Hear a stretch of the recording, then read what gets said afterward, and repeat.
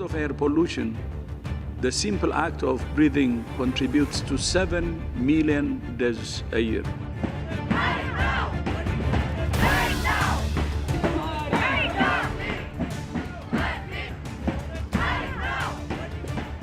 Because of this pollution level, like it leads to many symptoms. Like I have a headache every day I wake up, and then like it's suffocating to breathe also. I'm a patient of asthma as well, apart from diabetes, and I find it so difficult to breathe living in Delhi. Sometimes I feel that I should leave the city. I don't know where the solution will come for this pollution, which is killing. We have become a chamber, gas chamber, toxic. I don't know where the solution and when the solution will come. This is public health emergency. We are at crisis levels. We have no time to lose.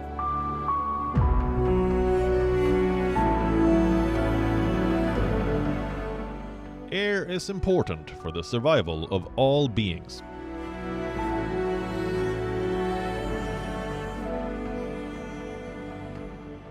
We can survive days without food and water. However, without air, we cannot survive for more than a few minutes. The quality of life we live depends a lot on the quality of the air we breathe in.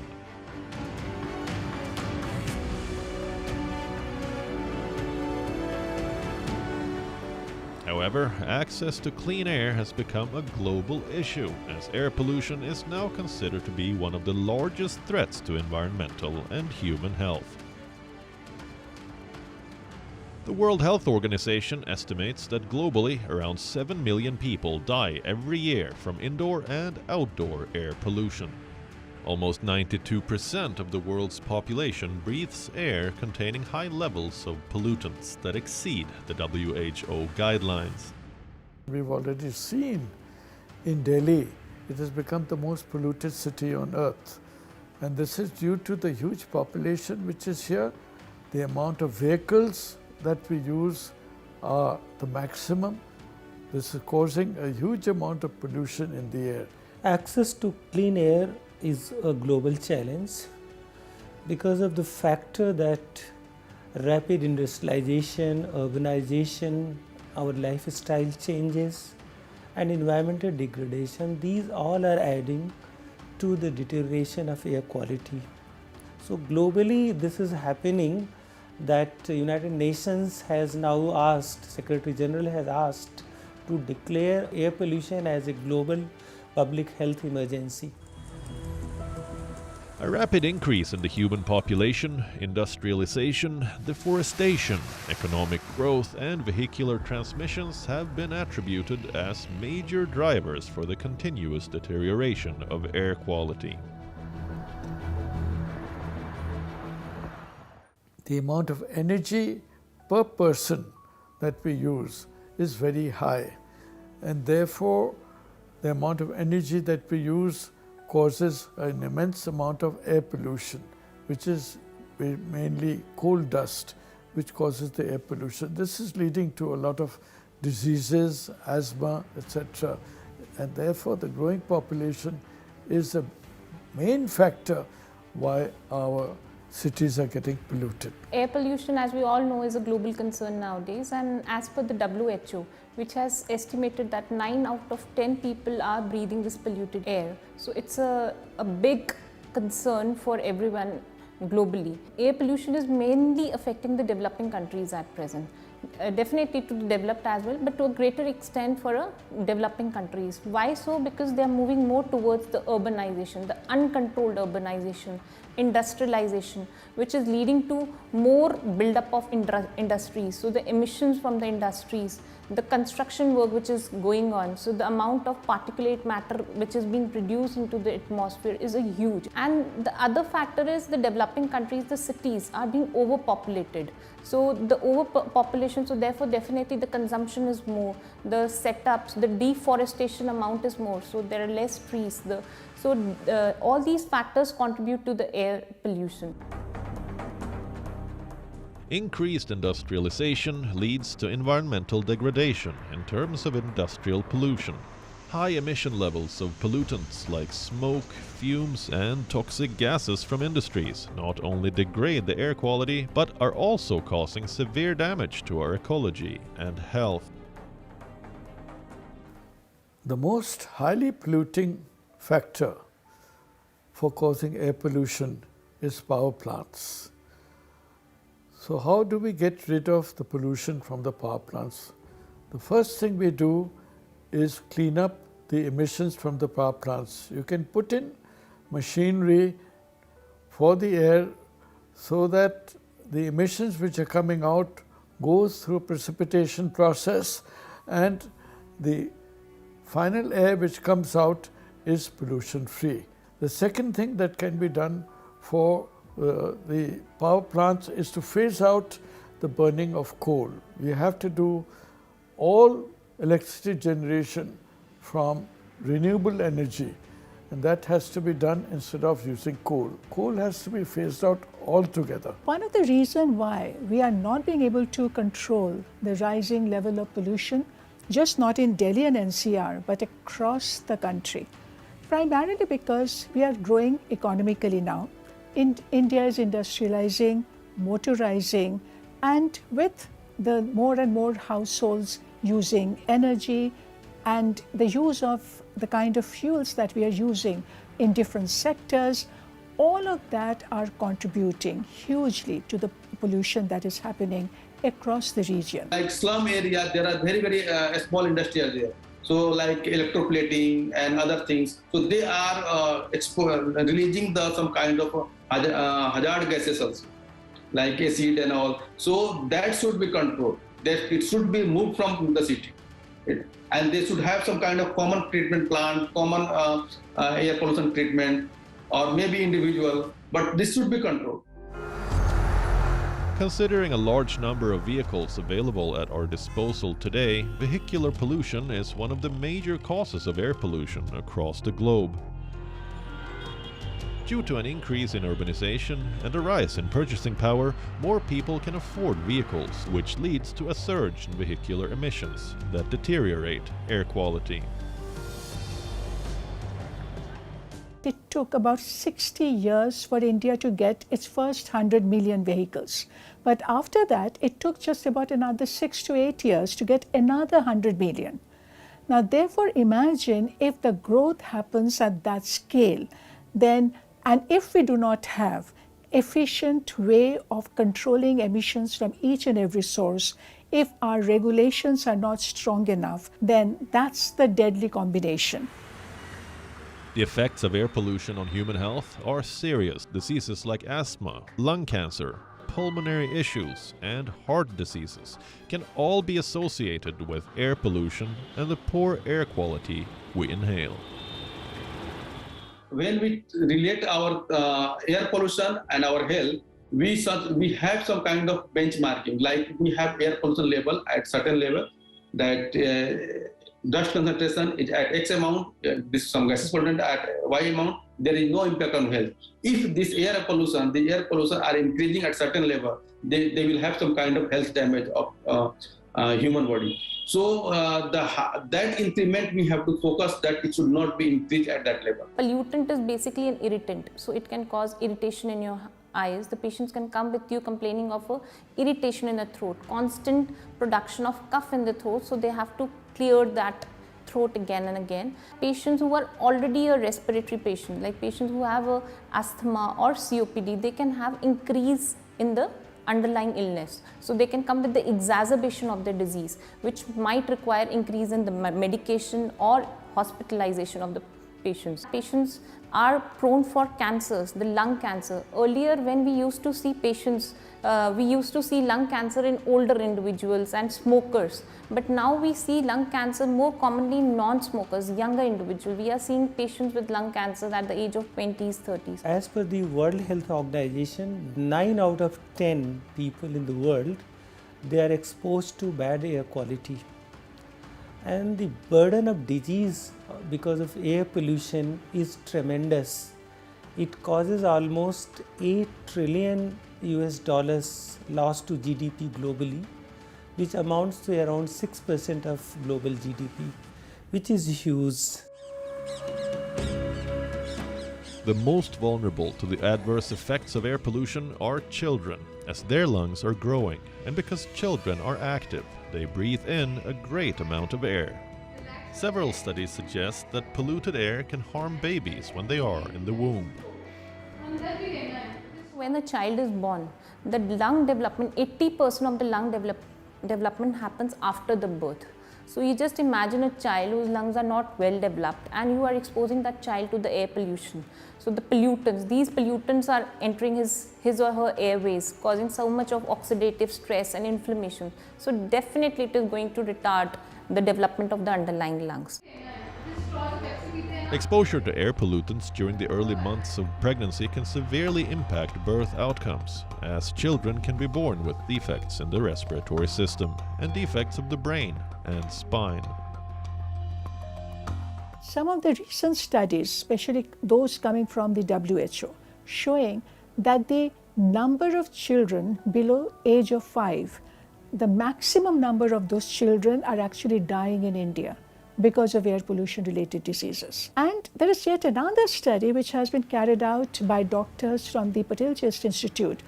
They show that children who are growing up in polluted environment like Delhi, they are growing up with smaller lungs. Now compared to the children who are growing up in healthy environment. Just understand the implication of that. If a child has a smaller lung today, what it means when the child grows up as an adult and how vulnerable then they become to host of other diseases. They can develop acute or chronic lung diseases early in the age. Even if they don't have a predisposition to develop an asthma, they might develop asthma. When a pregnant woman, when the fetus is developing in the womb of a pregnant lady, that too has an ill effects. It can lead to growth retardation of the underlying fetus. The studies have shown it has been leading to preterm deliveries. The deliveries are happening earlier than the normal date. According to a report by the WHO in 2016, almost 6 lakh children died globally because of acute lower respiratory infections caused by air pollution. A recent study by WHO reveals that around 93% of children worldwide under the age of 15 breathe in air that is so toxic that it severely impacts their health. India is home to almost 1.39 billion people and is set to overtake China as the most populous country by 2027. The impact of the country's growing population on air quality is clear. India is ranked 3rd on the global index when it comes to worst air quality. The World Air Report 2020 reveals that India caters to 22 out of the world's 30 most polluted cities, with New Delhi being ranked as the world's most polluted capital. Covered with smog, New Delhi has been facing continuous challenges to curb air pollution. The latest statistics from the Central Pollution Control Board indicate that the particulate matter 10 and particulate matter 2.5 levels crossed 400 micrograms per cubic meters in the first week of January 2022. When we say winter condition, it means cool and calm weather conditions. There is an inversion, air gets trapped very close to the ground level, and with that, all the pollution that is happening in the city also gets trapped. Every winter we see this visible smog. But this only reminds us that such a buildup is possible if overall pollution in the city is already bad. Emissions from vehicles, industries and power plants, dust from heavy construction, waste burning and seasonal activities like stubble burning during harvest season and Diwali fireworks are the major drivers of the poor air quality in the national capital region. There have been apportionment studies about what kind of causes, particularly the transportation causes almost 40%, 39 to 40% of pollution. Industry 22. The domestic causes, they are close to 5 to 6%. 11% of other causes, that includes stubble burning and other causes. The ongoing COVID-19 pandemic in the country just adds to the ill effects of polluted air. A report from the Harvard T.H. Chan School of Public Health in 2020 suggests that people living in highly polluted cities are more vulnerable to respiratory and heart diseases and hence are more prone to develop COVID-19 symptoms. Definitely, if people are living in polluted areas, they have definitely increased risk of getting infections. Why so? Because the pollutants have already caused an injury in your airways and your lungs. They are already inflamed, there is more oxidative stress. So the infection when they acquire, definitely the severity of infection could be much more higher in people living in polluted areas where their lungs are already affected. In November, the air quality index of Delhi remained in a severe category. As per the System of Air Quality and Weather Forecasting and Research, stubble burning contributed 36% to the city's air pollution this year. Experts from NASA suggests that the stubble burning on November 11th could have affected around 22 million people on that day alone. Increased migration of people in Delhi is just adding up to the already rising population of the city, which directly leads to more construction, industries, energy production, and vehicular emissions.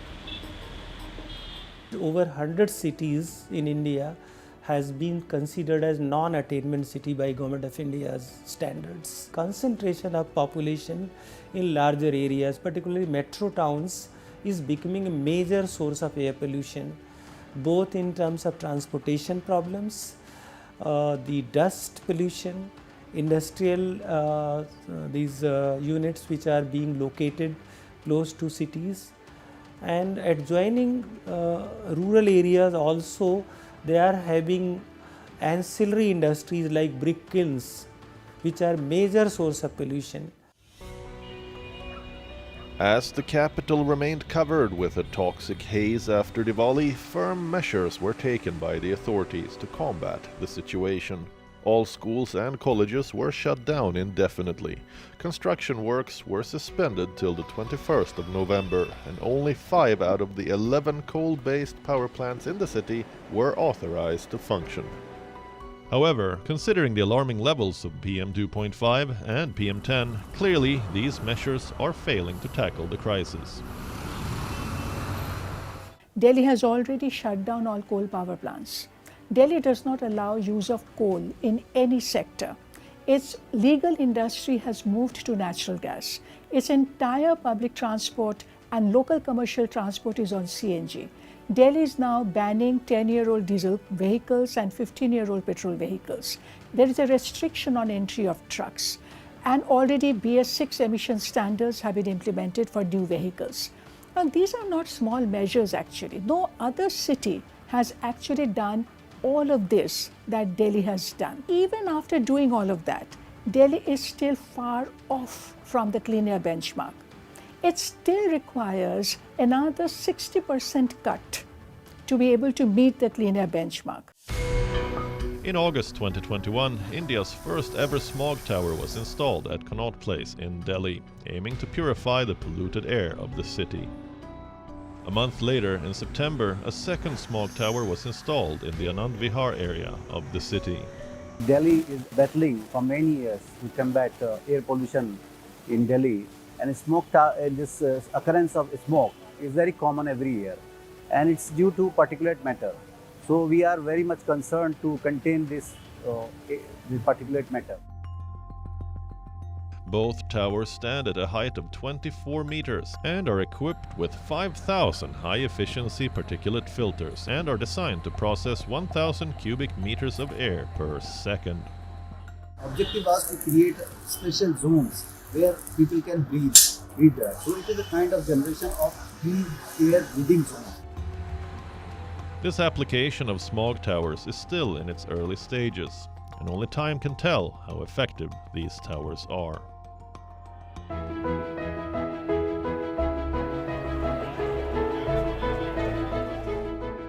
Finding solutions to fight air pollution has been an ongoing challenge for the country.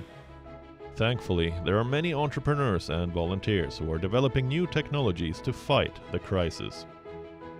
Meet Barun Agarwal, CEO at Breathe Easy Consultants in Delhi, who has been working with his team in developing new technologies to test and purify indoor air. I believe that consumption is the bane of our society today, and as our population increases, so does consumption.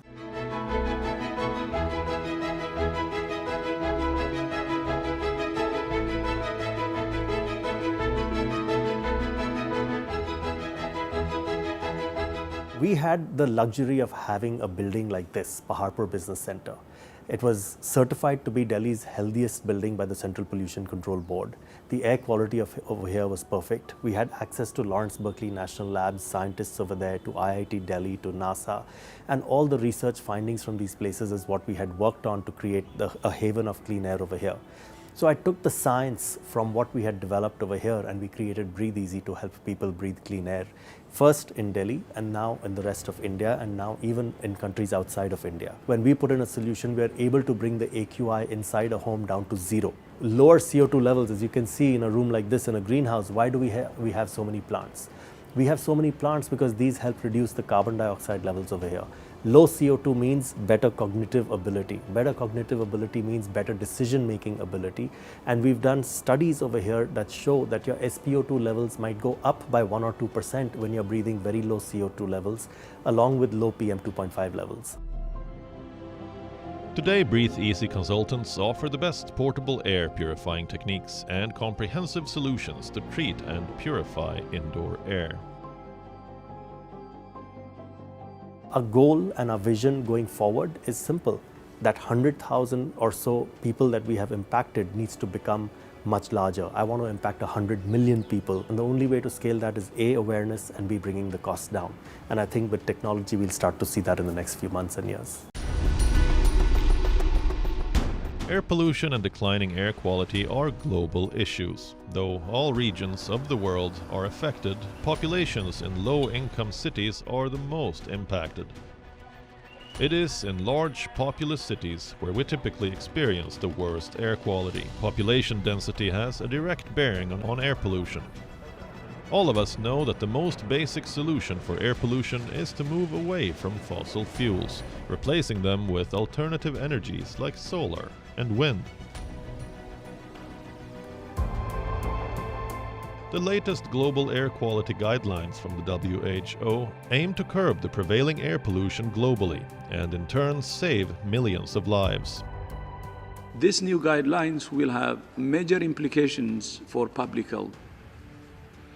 They provide a practical tool for improving air quality around the world and a robust evidence base for developing national and local air quality standards. They can also help to inform and strengthen policies in sectors including energy, waste management, agriculture, and transport. But it is equally important to reduce our consumption of energy. This can be done by adopting more responsible habits, including adopting sustainable agriculture measures to prevent stubble burning and stabilizing the human population. Air pollution is a silent killer, but it can be curbed with a strong commitment and effective planning.